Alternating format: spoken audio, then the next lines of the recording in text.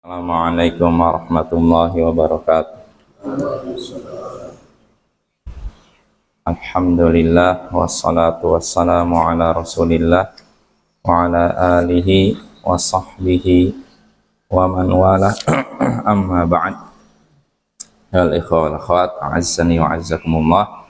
Kita lanjutkan pembacaan kitab Al-Adabul Mufrad karya Imam Al-Bukhari.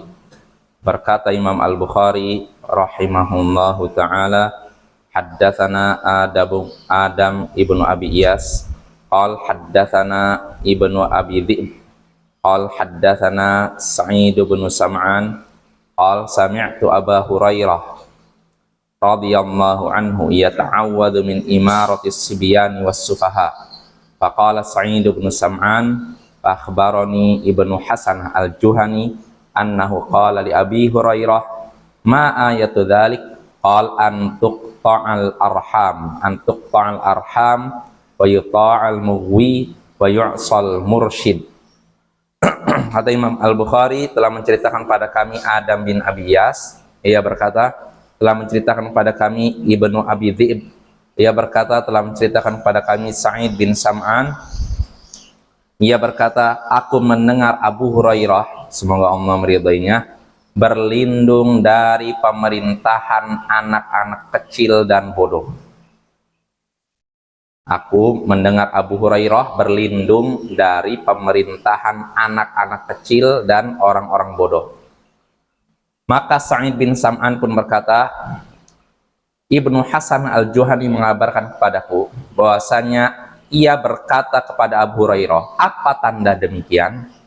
Abu Hurairah pun menjawab, yaitu rahim yang diputus, orang sesat yang ditati, dan orang yang memberikan orang yang lurus yang didurhakai. Nah, ini hadisnya Bapak ya. Jadi hadisnya di sini dari Sa'id bin Sam'an, dia mendengar Abu Hurairah berlindung dari pemerintahan anak-anak kecil dan sufaha. Pemerintahan, dia berlindung dari penguasa-penguasa yang kekanak-kanakan dan bodoh. Artinya penguasa ini tidak lurus, ya kan? Anak-anak kecil kalau memerintahkan sesuatu, mengerjakan sesuatu kan beda dengan orang dewasa. Akalnya belum lurus, artinya belum matang gitu loh. Nah, Abu Hurairah berlindung dari pemerintahan model begitu, penguasa-penguasa model gitu, yang kekanak-kanakan dan bodoh. Kapan itu terjadi? Dalam riwayat lain disebutkan itu terjadi di masa Bani Umayyah. Ada seorang pemimpin yang sifatnya seperti itu, apa ya? Nah, itu ada kabar dari Sa'id bin Sam'an. Dia mendengar Abu Hurairah berlindung dari pemerintahan seperti itu, penguasa model begitu. Lalu Sa'id bin Sam'an berkata, Ibnu Hasan al-Juhani mengabarkan kepada dia bahwasanya dia berkata kepada Abu Hurairah, apa tanda demikian? Tanda bahwasanya seorang pemimpin itu nanti akan muncul pemimpin yang apa? Kekanak-kanakan dan bodoh. Kata Abu Hurairah, tanda-tandanya yaitu ketika rahim diputus, artinya orang memutus silaturahim, dan orang yang sesat ditaati, sedangkan orang yang lurus memberikan arahan malah didurhakai. Nah, Bapak-bapak, hadis ini banyak ada beberapa pelajaran yang bisa kita petik dari hadis ini. Di antaranya dalam hadis tadi terdapat isyarat bahwa yang berhak menjadi pemimpin adalah orang yang sehat akalnya, lurus akalnya, bukan orang yang kekanak-kanakan dan bodoh. Sebagaimana di antara syarat sah menjadi pemimpin orang yang sehat fisiknya, bukan orang yang sakit-sakitan. Nah, ini asalnya begitu Bapak. Tapi kalau ternyata terjadi yang jadi pemimpin ternyata orang yang akalnya kurang lurus, dalam artian kekanak-kanakan, maka sikap kita taat. Ya. Begitu juga badannya misalkan tidak sehat. Asalnya seorang yang jadi pemimpin harus laqawiyun amin, kuat dan amanah, terpercaya. Jadi nggak boleh kita nunjuk pemimpin orang yang khianat, nggak boleh. Tapi kalau ternyata orang khianat yang jadi pemimpin, ya sudah, sami'na wa ata'na. Selama dia menyuruh yang baik, kita taati. Tapi kalau menyuruh yang salah, kita tidak taati.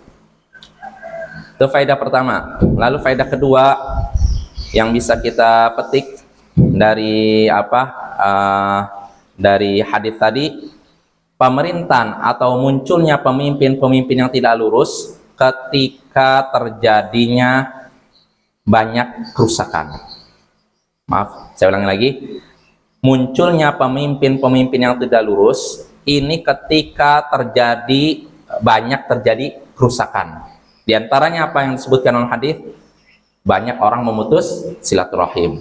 Orang yang sesat ditaati, orang yang lurus malah didurhakai. Nah, ketika terjadi kerusakan seperti ini, maka muncullah, makanya Bapak, pemimpin itu cermin dari rakyat. Ketika rakyatnya rusak, muncullah pemimpin yang rusak. Maka kalau kita ingin pemimpin yang baik, berarti rakyatnya harus baik, Bapak ya. Nah, itu faedah kedua. Lalu faedah terakhir, sesuai dengan judul bab, dosanya orang yang memutus silaturahim.